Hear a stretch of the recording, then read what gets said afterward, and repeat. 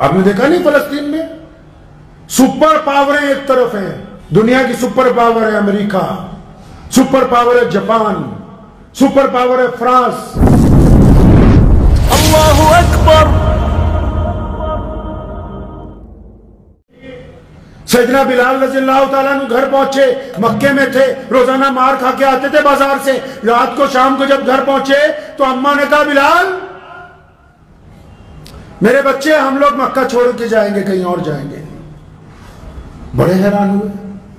نبی علیہ السلام کے صحابی ہیں نا، اپنی ماں کو دونوں کندھوں سے پیار سے پکڑا اور پوچھا اماں جی آپ کو یہ بات کس نے سمجھائی ہے؟ پتا تھا نا کہ ماں تو میری ہی ماں ہے، بندے کو اپنی ماں جس طرح اور باپ کو ماں کو اولاد کا پتا ہوتا ہے، اولاد کو بھی تو ماں باپ کا علم ہوتا ہے کہ ان کا مزاج کیسا ہے. تو اماں آپ تو کبھی ایسی بات نہیں کرتی تھی کہ مکہ چھوڑ کے چلے جائیں گے، آپ کو ہی کس نے بات سمجھائی؟ تو کیا کہا سیدنا بلال رضی اللہ عنہ کی امی نے؟ فرمایا میرے بیٹے آج ابو جہل آیا تھا گھر پہ. ابو جہل کس کے گھر گیا؟ سیدنا بلال رضی اللہ تعالیٰ عنہ کے.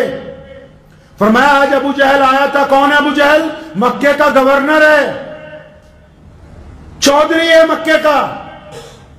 فرمایا عتبہ بھی تھا ساتھ میں، ولید بھی تھا. اچھا یہ بڑے بڑے شہزادے سارے ہی؟ اماں یہ تو ہمیں انسان بھی نہیں سمجھتے، یہ تو کہتے ہیں بلال کالا ہے، بلال حبشی ہے، بلال کے موٹے موٹے ہونٹ ہیں، بلال کو تو اختیار نہیں کہ ہمارے برابر سے چل کے نکل جائے اس پگڈنڈی کے اوپر جس پر ہم چلتے ہیں. اماں یہ سب لوگ ہماری جھونپڑی پر آئے تھے؟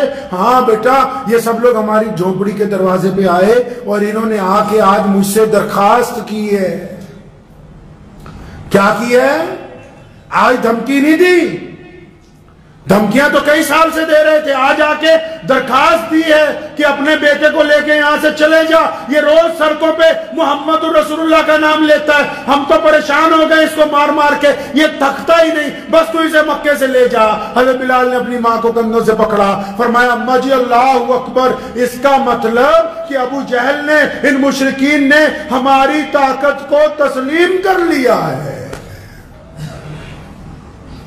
آپ نیکی کا کام کر رہے ہیں، آپ کوئی اچھا کاروبار چلا رہے ہیں، آپ کسی غریب کی مدد کرنے جا رہے ہیں، آپ کسی بھوکے کو کھانا کھلانے جا رہے ہیں، آپ کسی ان پڑھ کو پڑھانے کے لیے جا رہے ہیں، آپ کوئی نیکی کا کام کرنے جا رہے ہیں، اور پھر یہ جو 3-4 لوگ بیٹھ کے آپ کے خلاف بکواس کر رہے ہیں، اس کا مطلب ساری دنیا میں سے ان 3-4 نے مان لیا کہ آپ ان سے بہتر کام کر رہے ہیں. وہ تو اس بات کی گواہی دے رہے ہیں کہ تو اب اچھے کام پہ لگ گیا ہے.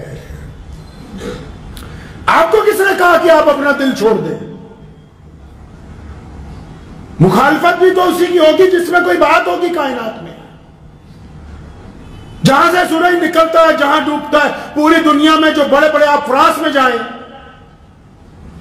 نبی علیہ السلام کے خلاف نعوذ باللہ کتنی بار کارٹون بنایا. ارے اللہ کے بندے، رسول اللہ صلی اللہ علیہ وسلم مکے میں پیدا ہوئے، رسول اللہ مدینہ منورہ میں آرام فرما ہے، فرانس والوں کو کیا تکلیف ہو گئی؟ پتہ یہ لگا کہ وہاں کی جو گندگی تھی، وہاں میں جو سماج کے اندر لوگوں کے ساتھ برائیاں تھیں، وہاں کے معاشرے میں جو عورت کی بے حرمتی تھی، وہاں کے معاشرے میں جو ایک دوسرے کی مخالفت تھی، رسول اللہ کا دین پہنچا ہے تو وہ چیزیں برائیوں سے اچھائیوں میں بدلنے لگی ہیں. اب جو برے ہیں ان کو تکلیف ہو رہی ہے. تو مشکل وقت میں لوگوں کی حوصلہ افزائی کرنے کی بجائے ان کی ہمت کو توڑنا یہ حرام ہے. قوموں کو یہ سمجھانا کہ تم کچھ نہیں کر سکتے، یہ حرام ہے. کسی کو یہ سمجھانا کہ تمہارے بس میں کچھ نہیں، تم ترقی نہیں کر سکتے، تم پڑھ نہیں سکتے، یہ حرام ہے. کسی کو یہ کہہ دینا کہ تیرا کام تو چل ہی نہیں سکتا، تو ساری زندگی ریڑھی لگائے گا، یہ حرام ہے کہنا. کسی کو کہنا کہ تیرا نکاح ہی نہیں ہو سکتا، تیرے بس کی بات ہی نہیں ہے کہ تو اچھی زندگی گزار سکے، یہ حرام ہے. کیا حلال حرام صرف نماز میں ہی ہوتا ہے؟ نبی علیہ السلام نے زندگی جینے کے ڈھنگ عطا کیے. تبھی تو کسی نے کہا نا کہ حالات کے قدموں پہ کلندر نہیں گرتا. کلندر وہی نہیں ہے جس کے دونوں ہاتھ میں 2 تسبیحیں ہیں اور جسم پہ کپڑے کوئی نہیں، وہ کلندر نہیں. جو مشکل وقت میں رزق حلال کما کے اپنی اولاد کے منہ میں ڈال رہا ہے، یہ کلندر ہے. جو زنا سے منہ موڑ دیتا ہے یہ قلندر ہے، جو دشمن کو اس کی اوقات بتا دیتا ہے یہ قلندر ہے، جو بیٹی کے سر پر دوپٹہ رکھ دیتا ہے وہ قلندر ہے، جو کسی غریب کے منہ میں لقمہ ڈال دیتا ہے وہ قلندر ہے، جو کسی مظلوم کو اٹھا کے اپنی چھاتی سے لگا لیتا ہے وہ قلندر ہے۔ آپ کو کس نے سمجھایا کہ جو قلندر تو وہی ہے جو سگریٹ کا دور لمبا سا کش مار کے زور سے کہے اللہ اکبر؟ وہ قلندر نہیں ہے، وہ بے ایمانی کر رہا ہے، خدا کا نام بیچنے کی کوشش کر رہا ہے۔ اسلام کی اصطلاح کو دل کی گہرائیوں سے نبی علیہ السلام کے طریقے کو سمجھ لیں۔ پیارے نبی علیہ السلام نے ہمیں یہ صفات مسلمانوں کو عطا فرمائی کہ دیکھو تمہیں بھیج دیا ہے اللہ نے اپنی امت بنا کے، اب لوگوں کے کام آنا، اب ہمدردیاں کرنا، اب مظلوموں کے کندھے سے کندھا لگا کے کھڑے ہونا، اور مشکل وقت میں گھبرانا نہیں ہے۔ آپ نے دیکھا نہیں فلسطین میں سپر پاوریں ایک طرف ہیں، سپر پاوریں سمجھتے ہیں؟ دنیا کی سپر پاور ہے امریکہ، سپر پاور ہے جاپان، سپر پاور ہے فرانس، سپر پاور ہے آسٹریلیا، سپر پاور ہے اسپین۔ کدھر ہے ساری کدھر ہے؟ یہودیوں کی طرف۔ دنیا کی ساری سپر پاوریں کدھر؟ یہودیوں کی طرف۔ اور ادھر جن کے ساتھ جو مدد ہونی چاہیے تھی، جنہوں نے ابھی کرنی تھی مکمل، وہ بھی ابھی اپنے رنگ ڈھنگ میں نہیں آئے، لیکن اس کے باوجود اللہ نے ان کو عزت عطا فرمائی، شہادتوں کے باوجود اللہ نے استقامت عطا فرمائی، اللہ نے صبر عطا فرمایا، اللہ نے ہمت عطا فرمائی۔ تو یہی تو بات ہے کہ جن کا یقین اپنے رب کی ذات کے اوپر کامل ہے، ان کو دنیا کی پوری طاقتیں مل کے بھی شکست نہیں دے سکتی۔ اسی کو اپنی ذاتی زندگی میں بھی سمجھ لیجیے، اس نظریے کو بدل لیں کہ کوئی کچھ نہیں کر سکتا۔ اللہ نے آپ کو عقل دی ہے، تعلیم حاصل کیجئے، عقل دی ہے بہترین کاروبار کیجئے، عقل دی ہے مظلوموں کا ساتھ دیجئے، لوگوں کے سامنے پیارے نبی صلی اللہ علیہ وسلم کی تعلیمات کو واضح کیجئے۔ ہمارا کام بنتا ہے کہ نا امیدی کا انکار کرنا، اس بات کو طے کرنا کہ ہم لوگ پازیٹیو سوچنے والے ہیں، اچھا سوچنے والے ہیں، برا سوچنے کے لیے رسول اللہ صلی اللہ علیہ وسلم نے منع فرمایا ہے۔ کریں گے انشاءاللہ تعالی؟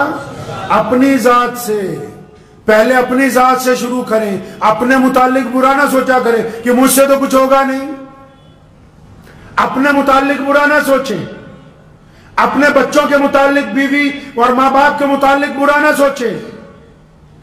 یہ زندگی بار بار نہیں ملتی، اور اللہ نے جو عطا کی ہے اس کو لوگوں کی خدمت میں لگائیں، اور جب کسی کی خدمت کرنے لگے، جب کسی کی مدد کرنے لگے تو مذہب کی اینک لگا نہ لینا، یہ نہ سمجھنا کہ کون مسلمان ہے، کون ہندو ہے، کون سکھ ہے، کون عیسائی ہے، کون دلت ہے، کون بودھی ہے۔ مدد کرتے وقت اینک نہ لگا لینا مذہب کی۔ سوچتے وقت کسی کے متعلق جب آپ رائے قائم کرنے لگے، کسی کے متعلق جب آپ اپنے دل میں کوئی رائے قائم کرنے لگے تو مذہب کی اینک لگا کے رائے قائم مت کرنا۔ یہ رسول اللہ صلی اللہ علیہ وسلم کی سنت ہے۔ پیارے نبی صلی اللہ علیہ وسلم کے پاس جب دشمن بھی آتے تھے تو رسول اللہ ان کے متعلق اچھی رائے رکھتے تھے۔ ایک واقعہ صحابہ اکرام کے آنسو نکلائے اس موقع پر، صحابہ کو بلایا اور فرمایا میرے صحابہ، سیدنا ابو بکر کو بلایا اور عمر فاروق رضی اللہ تعالیٰ عنہ کو بلایا، تمام جید صحابہ قریب آ گئے۔ اس دن ایسی بات کہی باقی صحابہ کی آنکھوں میں آنسو آ گئے۔ فرمایا صحابہ ابو جہل کو تو جانتے ہو؟ کون ہے ابو جہل؟ جس نے ساری زندگی پتھر مارے، جس نے گلی کوچوں کے اندر گلے میں رسی ڈالنے کی کوشش کی، جو نبی علیہ السلام کے ساتھیوں کو قتل کرتا رہا اور جو مدینے کو ختم کرنے کے لیے آیا، جس نے بدر کے میدان میں جنگ کی بٹی کو گرم کیا۔ کون ابو جہل؟ جس نے بیت اللہ میں جانے نہیں دیا، جس نے کبھی علیہ اعلان نماز نہیں پڑھنے دی، جو نعوذ باللہ روزانہ کہتا تھا نعوذ باللہ من ذالک نقل کفر کفر نہ باشد کہ میں محمد رسول اللہ کی جان کا دشمن ہوں۔ فرمایا صحابہ کو کہ سنو ابو جہل کو تو جانتے ہو؟ یا رسول اللہ کون نہیں جانتا اس دشمن کو؟ فرمایا اس کا بیٹا اکرمہ آ رہا ہے ایمان قبول کرنے، تمہیں اللہ کا واسطہ ہے اس کو تانا مت دینا۔ ہے کوئی ایسا کائنات میں جو پازیٹیو سوچنے کی، پازیٹیو چلنے کی، مثبت سوچنے کی بات کرتا ہو؟ फरमाया अबू जहल का बेटा आ रहा है, इकरमा क्यों आ रहा है? ईमान के लिए आ रहा है, दस्ते नबी अलैहिस्सलाम के दस्ते मुबारक पर बैत के लिए आ रहा है। फरमाया मुझे पता है कि तुम सब इसलिए नाराज होते हो कि अबू जहल ने बहुत ज्यादतियां की हैं, फिरौन से ज्यादा। हदीस पाक में लफ्ज़ है, फरमाया हर उम्मत में एक फिरौन हुआ, मेरी उम्मत का फिरौन अबू जहल है और इसने फिरौन से ज्यादा जुल्म किया है। लेकिन जब उसका बेटा ईमान कबूल करने आ रहा है तो पेशगी अपने साथियों को क्या फरमा रहे हैं कि अबू जहल का बेटा आ रहा है, इसको ताना मत मार देना।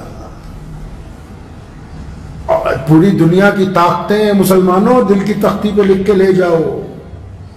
दुनिया भर की ताकतें, दुनियावी तौर पर हुकूमतें महल बना सकती हैं, बड़े बड़े हथियार बना सकती हैं, लेकिन जो मोहम्मद रसूलुल्लाह सल्लल्लाहु अलैहि वसल्लम ने इंसानों का निजाम और किरदार बना दिया, दुनिया का कोई निजाम इसका मुकाबला नहीं कर सकता है। तो हमने इस बात की कोशिश करनी है, किस बात की, कि अपनी ज़हनियत को मुश्किलात के अंदर इस बात का यकीन रखें कि अल्लाह की ज़ात आपके साथ है। और जब कोई साथी, कोई दोस्त, कोई भाई, कोई बहन, कोई पड़ोसी, कोई यार बचपन का, कोई गैर मुस्लिम दोस्त मुश्किल में हो, परेशानी में हो, तो कभी उसकी हिम्मत तोड़ना नहीं है, उसकी हिम्मत बढ़ानी है। और जब हम दूसरों की हिम्मत बढ़ाएंगे, अल्लाह ताला आपको दुनिया में भी इज्जत अता फरमाएंगे, आखिरत में भी इज्जत अता फरमाएंगे। व आखिरु दावाना अनिल हम्दुलिल्लाहि रब्बिल आलमीन। मुझे उम्मीद है कि आपको ये वीडियो पसंद आई होगी। अगर पसंद आई हो तो ये आप अपने दोस्तों के साथ शेयर करें और इस चैनल को सब्सक्राइब जरूर करें।